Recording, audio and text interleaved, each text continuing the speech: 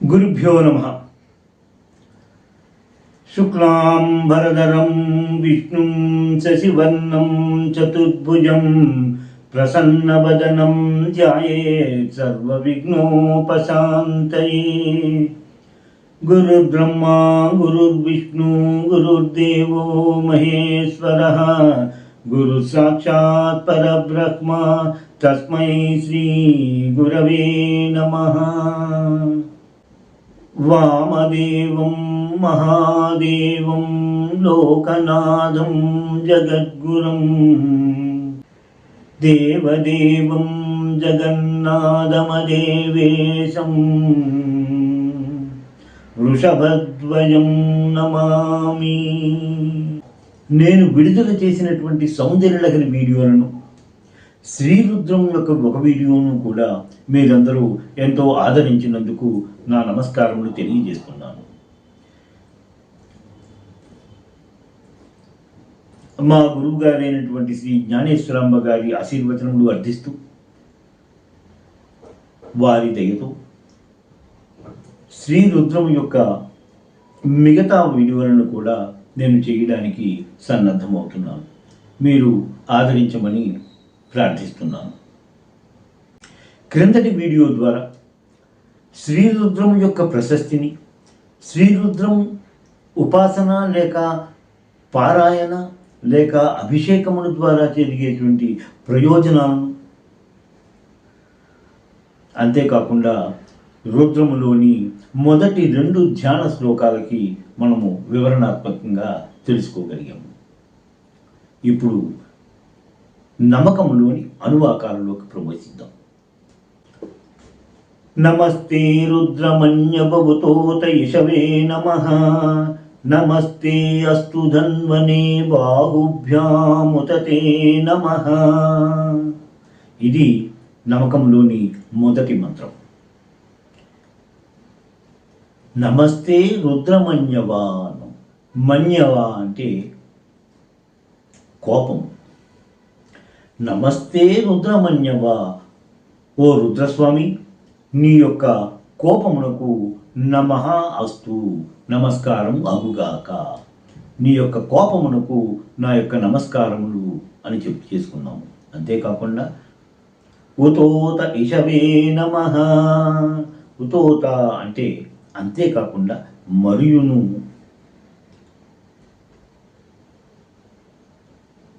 ఇషవే నమః బాణము.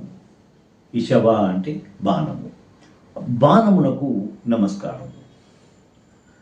మొదటి వాక్యములో మనం చెప్పుకుంటూ, ఓ రుద్రస్వామి, నీ యొక్క కోపమునకు నమస్కారము, నీ యొక్క బాణమునకు నమస్కారము. నమస్తే అస్తు ధన్వనే బాహుభ్యాముతతే నమః. ధన్వని అనగానే బాణము అని మనకి తెలిసిన విషయమే. నమస్తే అస్తు ధన్వని, నీ యొక్క బాణమునకు నమస్కారము. బాహుభ్యాముతతే నమః, అంతేకాకుండా నీ యొక్క 2 బాహువులకు కూడా నా నమస్కారములు తెలియజేసుకుంటున్నాను అన్న విధంగా ఈ మొదటి మంత్రంలో మనకు కనిపిస్తూ ఉంటుంది. మనుషులు చాలా అరుదుగా వాడేదే నమస్కారం. అంటే నమస్కారము అనేది 2 చేతులను జోడించి నమస్కరించడము అనేటువంటిది ఏనాడో పోతున్నట్టుగానే అనిపిస్తూనే ఉన్నది. నమస్కారం అనేటువంటి ఈనాటి యొక్క విషయాలు, ఈనాటి యొక్క అలవాట్లుగా మారిపోతున్నాయి. భక్తిగా నమస్కారము అన్నదానికి ఒక తన మనసులో ఉండేటువంటి ఆ భక్తిని, అభిమానాన్ని తెలియజేస్తూ 2 చేతులు జోడించి నమస్కరించడము అనేది క్రమక్రమంగా తగ్గిపోతున్నట్టుగా ఉన్నది. అటువంటి మనము నమస్తే నమస్తే నమస్తే అనుకుంటూ మనము ఎందుకు చెబుతున్నాము అన్నదాన్ని ఒకసారి గ్రహించుకోవాలి. ఇక్కడ రుద్రస్వామికి మన మీద కోపం వచ్చింది. మనుషులు చేసేటువంటి చెయ్యకూడనటువంటి పనులు చేస్తున్న వారందరి మీద ఆయనకి కోపం వచ్చింది.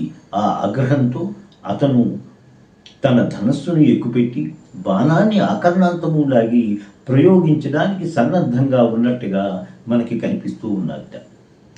ఇటువంటి సందర్భంలో ఆ బాణాన్ని స్వామి ఎక్కడ ప్రయోగిస్తాడో అన్న భయముతో స్వామివారికి నమస్కారం నమస్కారం నమస్కారం అనుకుంటూ చెబుతున్నట్టుగా చెబుతూ, అయ్యా రుద్రస్వామి, నీ యొక్క కోపానికి నమస్కారము. నీకెందుకు కోపం వచ్చిందో మేము గ్రహించగలుగుతున్నాము, దాన్ని మేము వదులుకోలేకపోతున్నాము.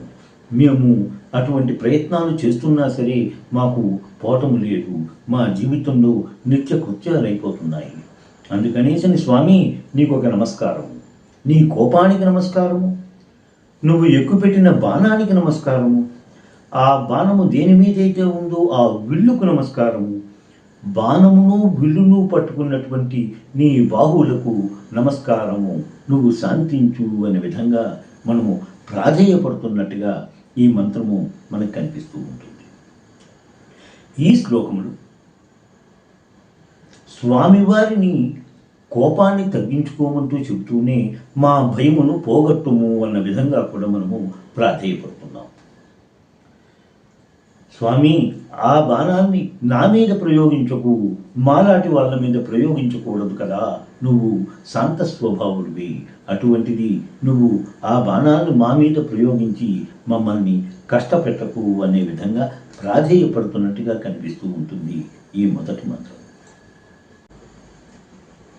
స్వామి, నువ్వు ఈ ప్రయోగించదలుచుకున్నటువంటి ఆ బాణాన్ని మా మీద ప్రయోగించకుండా మా సుమా అని చెప్తూ మా శత్రువుల మీద ప్రయోగించు అన్న విధంగా కూడా కనిపిస్తూ ఉంటుంది. మన శత్రువులు ఎవరు ఉంటారండి? మనమందరము సామాన్య మానవులు. మనకి ఉండే శత్రువుడు మన పక్కవాడు, మన మేడ మీద వాడు, మనం ఎవరో మన చుట్టాల్లో ఉన్నవాళ్ళు ఎవరో, వాళ్ళు శత్రువులు, వాళ్ళే మనకు శత్రువులుగా కనిపిస్తారే కానీ నిత్యము కత్తులు కటారులు పట్టుకుని తిరుగుతుండేవారు, వాళ్ళతో మనకి పరిచయమో ఉండదు, వాళ్ళతో మనకి శత్రుత్వమో ఉండదు. స్వామి, నా మీద ప్రయోగించకుండా ఇతరుల మీద ప్రయోగించు అంటే అతను మనకి శత్రువు అయితే అవ్వచ్చు, కానీ ఇంకొంతమందికి అతను మిత్రుడే అవ్వచ్చు కదా, అతను వాళ్ళ శ్రేయోభిలాష అవ్వచ్చు కదా, అలాగే అతని శ్రేయస్సు కోరుకునే వాళ్ళు ఇంకా చాలామంది ఉండొచ్చు కదా అంటూ, స్వామి ఆ బాణాన్ని నా మీద ప్రయోగించకుండా ఇతరుల మీద ప్రయోగించు అన్న విషయం కాస్త తప్పుగా అనిపిస్తూ ఉంటుంది.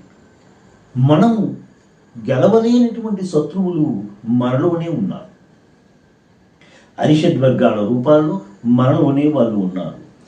అటువంటి అరిషడ్వర్గాలని నేను జయించలేకపోతున్నాను స్వామి, ఆ కోపాన్ని నా మీద ప్రయోగించుకు, నా అరిషడ్వర్గాల మీద ప్రయోగించు, వాటిని నాశనము చేయి అన్న విధంగా కూడా కోరుకున్నట్టుగా మనము అనుకోవడమే సమంజసంగా కనిపిస్తూ ఉంటుంది. ఏది ఏమైనా ఈ మొదటి మంత్రము ద్వారా స్వామిని తన కోపాన్ని తగ్గించుకోమని, ఆ కోపం వల్ల భయపడుతున్న మనందరి యొక్క భయాన్ని తొలగించమని ప్రార్థన చేస్తున్నట్టుగా కనిపిస్తూ ఉంటుంది. ఇంకా రెండవ మంత్రంలో యాత ఇషు శివ తమా శివం భభూవతే ధను శివా సరవ్యాయ తమా తయానో రుద్రం మృడయా. యాత ఇషు శివతమా, ఇషువు అంటే మళ్ళీ బాణము మూలికి.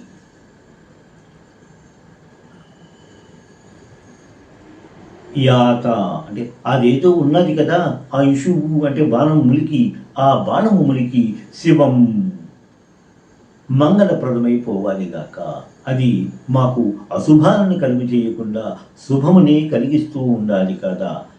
యాత ఇషు శివతమా శివం బభూవతే ధనుః, నువ్వు పట్టుకున్నటువంటి ధనస్సు ఉన్నది, అది కూడా మాకు శివకరముగా ఉండాలి, శివం అయిపోవాలి అంటే మంగళకరముగా మారాలి. మంగళకరముగా మారాలి అంటే దాన్ని మంగళకరముగా స్వామి నువ్వే చెయ్యి అన్న విధంగా మనం ప్రార్థిస్తున్నాం.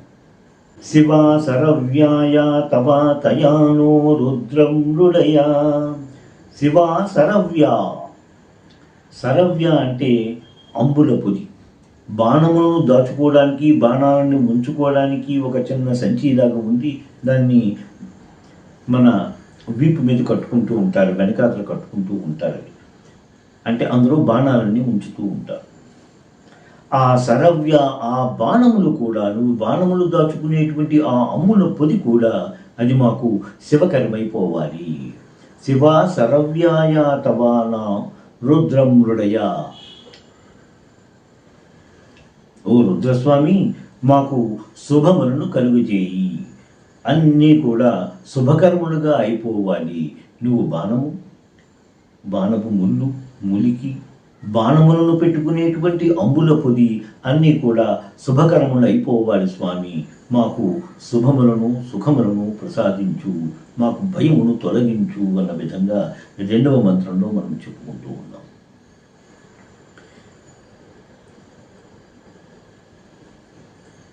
జీవుడు, ప్రకృతి, పరమాత్మ, భగవంతుడు, ఈశ్వరుడు ఎవరైనా అవనండి.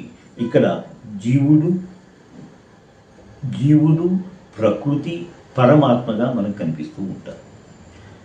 జీవుడికి పరమాత్మకి మధ్యని ఉన్నదే ప్రకృతి. ఆ ప్రకృతి పరమాత్మ యొక్క ఆదేశాలను అనుసరించి మనకి సుఖాలను దుఃఖాలను కలుగు చేస్తూ ఉంటుంది అన్న విషయం మనం అర్థం చేసుకుంటాం. ఇక్కడ మనకి పరమాత్మకి ఉన్న మధ్యన ఉన్నది ఏమిటి అంటే శివుడు పట్టుకునేటువంటి బాణము ములికి, ఇంకా మొదటి మంత్రంలో చెప్పుకున్న విధంగా బాహువులు, ఆయన కోపం. మొదటి మంత్రంలో స్వామివారి యొక్క కోపాన్ని తగ్గించుకుని మాకు భయాన్ని తొలగించు అని మనం ప్రాధేయపడుతూ, రెండవ మంత్రంకి వచ్చేటప్పటికి భయం అప్పుడే కాస్త మనకి తగ్గింది. స్వామి మన మాటలు వింటున్నాడు, మనల్ని సానుకూలంగా ఆయన వింటున్నట్టుగా మనకు అనిపిస్తున్నది. అందుకని మనం ఏం చేస్తున్నాము, నీ దగ్గర ఉన్నటువంటి బాణము ములికి, లేక బాణాలు పెట్టుకునేటువంటి ఆ అంబుల పది మొదలైనవన్నీ కూడా మాకు శుభకరములైపోవాలి. మొదటి మంత్రంలో భయాన్ని తొలగించమని ప్రాధేయపడ్డ మనం రెండవ మంత్రంలో మాకు శుభాలను కలిగిచేయి స్వామి అని ఆయన్ని ప్రాధేయపడుతున్నట్టుగా మనకు కనిపిస్తూ ఉంటుంది. ఇంకా మూడవ మంత్రంలో యాతే రుద్ర శివా తనూరఘోరా పాపకాశిని తయానస్తు నువాసంతమయా గిరిసంతాభిచాకసీ. యాతే రుద్రశివా తనూరఘోరా పాపకాశిని అని అన్నాం. మొదటి రెండు మంత్రాలను స్వామివారు ఆయుధములు పట్టుకున్నట్టుగా ఉండి మనము ప్రాధేయపడుతున్నట్టుగా ఉంటే, ఇప్పుడు మూడవ మంత్రంలో అయ్యవారి యొక్క శరీరం దగ్గరికి వస్తున్నాం. మనం తనుహు అని అన్నాము. యాతే రుద్రశివ తనూర ఘోర పాపకాశిని. తనుహు, అయ్యా నీ యొక్క శరీరం ఏదైతే ఉందో ఆ శరీరము శివ మంగళకరమైపోవాలిగాక, అది మాకు ఎప్పుడూ కూడా శుభములనే ప్రసాదించేదానిగా ఉండాలిగాక అన్న విధంగా మనము ఈ మంత్రం ద్వారా మనం ప్రాధేయపడుతున్నాం. యాతే రుద్ర శివ తనూర ఘోరా పాపకాశిని. తను అఘోర. అఘోర అంటే మనకి బాధలను కలిగించకుండా ఉండేటువంటిది, మనకి ఎటువంటి దుఃఖములను కలిగించకుండా ఉండేటువంటిది. స్వామివారి యొక్క రూపము ఘోరము, అఘోరము, శివముగా మనము కనబడుతూ ఉంటుంది. ఘోరము అంటే మనకి ఇబ్బంది కలిగించేది, మనకి కష్టాలను కలిగించేది, మనకి దుఃఖాలను కలిగించేటువంటి స్వరూపము ఘోర రూపము. అఘోర రూపము అనేటువంటిది మనకి కష్టాలను కలిగించకుండా మనల్ని బాధింపకుండా ఉండేటువంటిదే అఘోర రూపము. ఇంకా శివము అంటే శుభకరము, మంగళకరము. మొదటితో ఉండేటువంటి కష్టాలను కలిగించే రూపాన్ని, కష్టాలను కలిగించిన రూపాన్ని స్మరించుకుంటూ శివము అటువంటి మంగళకరమైన రూపాన్ని కూడా మనము ధ్యానం చేస్తూ మనము మంత్రంలో ప్రాధేయపడుతూ మనం వస్తున్నాము ఈ నమక చమకాల ద్వారా. యాతే రుద్రశివ తనూర ఘోర పాపకాశిని. తనుహు అఘోర పాపకాశిని. మాకు ఎటువంటి కష్టాలను ఎటువంటి బాధలను కలిగించకుండా ఉండే విధముగా నువ్వు మారిపోవాలి, మంగళకరముగా మాకు కనిపిస్తూ ఉండాలి, మాకు ఆ విధముగా మంగళకరమైనటువంటి శుభకరమైనటువంటివి మాకు ప్రసాదిస్తూ ఉండాలి అన్న విధంగా మనం ప్రాధేయపడుతున్నాం. తయానస్తు నువాసంతమయా గిరిసంతావిచాకసీ.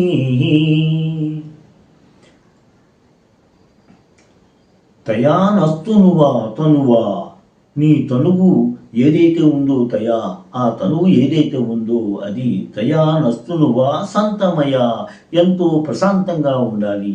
ఎప్పుడూ కూడా ప్రశాంతంగా శాంతంగా ఉంటూ మాకు కనిపిస్తూ ఉండాలి. నువ్వు అలాగే ఉండాలి అన్న విధంగా కూడా మనం ప్రార్థన చేసుకుంటూ గిరిసంతాభిచాకసీ, గిరిసంత అని మనం ప్రయోగించారు. గిరిసంత అంటే ఓ కైలాసగిరిలో నివాసం ఉండేవాడా, కైలాసగిరిపైన నువ్వు ఉండి మాకు శుభములను కలిగించేవాడా అన్న విధంగా గిరిసంత అన్న పదాన్ని మనము ప్రయోగించుకుంటాం. గిరిసంత అభిచాకసీహి, నువ్వు ఎప్పుడూ కూడా ప్రకాశవంతంగా ఉండాలి. ఆ ప్రకాశం అంతా కూడా ఈ ప్రపంచాన్ని అంతా వ్యాపించి ఉండాలి. అంటే ప్రకాశము అనేటువంటిది మనం చూస్తే ఒక దీపం ఉన్నదనుకోండి, ఆ దీపము అక్కడ వెలిగించినప్పుడు ఒక పక్కనే వెలుగునివ్వతుంది, దానికి అడ్డుగానే లేకపోతే 4 పక్కల చక్కగా కలిగి వెలుగునిస్తూనే ఉంటుంది, ప్రకాశవంతంగా కనిపిస్తూనే ఉంటుంది. ఈ ప్రకాశము అనేటువంటిది 4 దిక్కులా ఉంటూ అంత ప్రకాశవంతముగా నువ్వు కనిపిస్తూ, అంటే మేము ఎక్కడ చూసినా ఏ దిక్కును చూసినా సరే స్వామి నువ్వే, నీ యొక్క మంగళకరమైనటువంటి స్వరూపమే, మాకు శుభములను ఇచ్చేటువంటి ఆ స్వరూపమే మాకు కనిపిస్తూ ఉండాలి అన్న విధంగా కూడా మనము ఈ మంత్రం ద్వారా ప్రార్థన చేస్తున్నట్టుగా కనిపిస్తూ ఉంటుంది. ఇంకా గిరిసంత అంటే ఇందాక మనం అనుకున్నట్టుగా కైలాసములో నివసించువాడే అన్న పదమే కాకుండా గిరి అంటే ఎంతో ఉన్నతమైనది, ఎత్తైన ప్రదేశం. ఆ ఎత్తుగా ఉండేటువంటిది మేఘములు కూడా అవ్వచ్చు. మేఘములలో ఉండి వర్షమును కురిపించి వర్షము ద్వారా మాకు శుభములను సుఖములను ఇచ్చేటువంటి ఓ స్వామి అన్న విధంగా కూడా మనం పలుకోవచ్చు. అంతేకాకుండా ఈ గిరిసంత అంటే వేదములలో ఉండువాడా, వేదముల వాక్కులలో ఉండేవాడా, వేదములలోని అర్థములను ఉండేవాడా అని చెప్పుకుంటూ ఇంకా వాక్కులలో ఉండేవాడా అన్న విధాన్ని కూడా మనము గ్రహించుకుంటూ ఉండాలి. ఈ విధముగా గిరిసంత అన్న పదానికి ముందు వచ్చేటువంటి గిరిత్ర అన్న పదానికి కూడా అదే విధంగా ఒకే విధమైనటువంటి భావాన్ని మనం అర్థం చేసుకోవచ్చు. ఇంకా 4వ మంత్రంలో యామిషుం గిరిసంతహస్తే బిభిష్యస్తవే శివాం గిరిత్రతాం కురు మాహింసి పురుషం జగత్. యామిషుం గిరిసంతహస్తే బిభిష్యస్తవే అన్నారు. యామిషుం, ఇషుం అంటే మనము ఇందాక అనుకున్నట్టుగానే బాణము లేక బాణము ములికి, ఆ బాణము లేక బాణము ములికి అది ఏదైతే ఉందో యామిషుం, ఆ ఇషుం అనేటువంటిది ఏదో ఉంది. యామిషుం గిరిసంత హస్తే బిభిష్యస్తవే.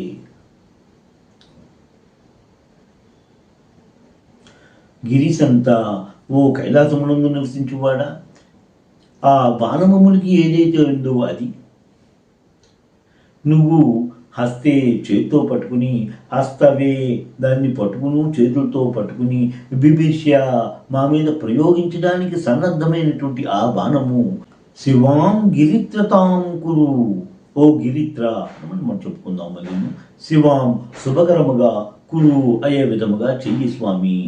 నీ యొక్క బాణము మునికిని చేత్తో పట్టుకుని, ఏ చేత్తోటైతే నువ్వు బాణాన్ని ప్రయోగించడానికి సన్నద్ధమై ఉన్నావు, ఆ బాణబొమ్మనికి ఆ చేతులను, ఆ సన్నద్ధమైనటువంటి ఆ పరిస్థితిని కూడా మాకు శివాం శుభకరముగా చెయ్యి స్వామి అన్న విధంగా మనం ఇక్కడ ప్రాధేయపడుతూ గిరిత్రతాం కురుమా హింసి పురుషం జగత్. పురుషం జగత్, పురుషం అంటే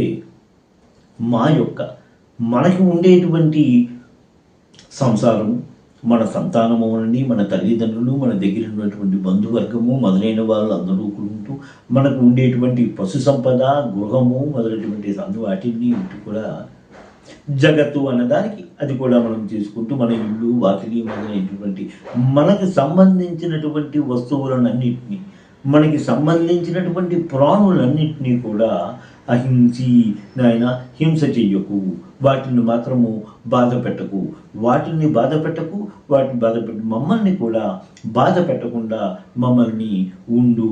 ఆ విధముగా నీ యొక్క అప్పుడే బాణాన్ని ప్రయోగిస్తున్నటువంటి నీ ఆ బాణపు ములికిని, బాణాన్ని, నీ యొక్క ఆ కోపాన్ని అన్నిటినీ కూడా మా పైన శివకర్మగా చెయ్యి స్వామి అన్న విధంగా మనము ప్రాధేయపడుతూ వచ్చాం. గిరిత్ర అంటే మనం ఇందాక చెప్పుకున్నట్టుగానే గిరిసంత అన్న పదములాగే అదే అర్థాలను మనం చేసుకుంటూ ఉండొచ్చు, దీనికి కూడా అన్వయించుకుంటూ ఉండొచ్చు. అంతేకాకుండా ఈ గిరిత్ర అన్న పదానికి ప్రత్యేకమైన అర్థంగా చెప్పుకుంటూ పర్వతమంతటిపై రథమును కలిగి ఉన్నవాడా, అంటే చాలా పెద్ద రథమును కలిగి ఉన్నవాడా, ఆ రథముకు అంగములుగా ఉండేటువంటి దేవతలను రక్షించువాడా అనే విధంగా కూడా మనము గిరిత్ర అన్నదానికి అర్థం చేసుకోవచ్చు. ఇక్కడ ప్రత్యేకంగా మనం గిరిత్ర అన్నదానికి ఎందుకు మనము ఇక్కడ ప్రయోగించుకుని దాన్ని ఎందుకు అర్థాన్ని మనము సిద్ధీకరించుకోవాలి అనుకుంటే, ముఖ్యంగా త్రిపురాసుర సంహారం అప్పుడు స్వామికి రథముగా భూమి రథముగా ఉన్నదిట. రథసారథి ఎవరయ్యా అంటే బ్రహ్మదేవుడు. ఆ చక్రములుగా కూడా సూర్య చంద్రులను చక్రములుగా చేసుకుంటూ విష్ణువు బాణముగా ఉన్నాడు అన్న విధంగా మనకి భీమేశ్వర పురాణము లేక భీమఖండము అనేటువంటి గ్రంథములో శ్రీనాథుడు వర్ణించారు కూడా. ఈ సంఘటనను వర్ణిస్తూ ఆయన చెప్పినటువంటి ఒక పద్యాన్ని మనం పరిశీలిద్దాం. జలరాశి మేఖలాత్రయము రథమయ్యే, రవియు జందురు చక్రంబులయ్యే, శారదా జీవితేశ్వరుడు సారథి అయ్యే, శృతులు నాలుగును వారుణములయ్యే, ప్రణవ మంత్రైకాక్షరము ప్రతోదమమ్మయ్యే, దరబీది పతాకమయ్యే, రత్నసానుధరాధరము ధనుర్లతయయ్యే, నాగప్రధానుండు నారియయ్యే, గంధవాహంబులేడును గరులుగాగా, విలయ కాలానలజ్వాలములికిగాగా, లచ్చి చనుజోయి కుంకుమ బచ్చనయుగ బాలమున్నీటి అల్లుడు బాణమయే, భూమండలమంతా అతనికి రథముగాను, సూర్యచంద్రుడు రథ చక్రాలుగాను, బ్రహ్మగారు సారథిగాను, నక్షత్ర మండలమంతా పతాకముగాను, ధనుంజత ఆ మేరు పర్వతముగాను, మేరు పర్వతము ధనస్సుగాను, విష్ణువు ఆ బాణముగాను మారి అతనికి ఆ శివునికి ఆ త్రిపురమును నాశనము చేయడానికి సహాయపడ్డారు అన్న విధంగా మనకి ఆ భీమేశ్వర ఖండములో మనకి కనిపిస్తూ ఉంటుంది. గిరిత్ర అన్న పదానికి అర్థము చెప్పుకుంటూ మనము ఈ పురాణ సన్నివేశాన్ని కూడా ఒకసారి మనము జ్ఞాపకం చేసుకుంటూ ఉన్నాం. మిగతా మంత్రముల యొక్క విపుల భావాన్ని నేను నా తరువాతి వీడియోలో తెలియజేసుకుంటూ ఉంటాను. ఓం నమః శివాయ. శ్రీమాత్రే నమః. స్వస్తి. ఎంతో అధ్యయనం చేసి మీకు అందిస్తున్న ఈ వీడియోలను ఆదరిస్తారని భావిస్తున్నాము. మా ఈ ఛానల్ని సబ్స్క్రైబ్ చేసి ఈ వీడియోలని లైక్ చేయండి ప్లీజ్.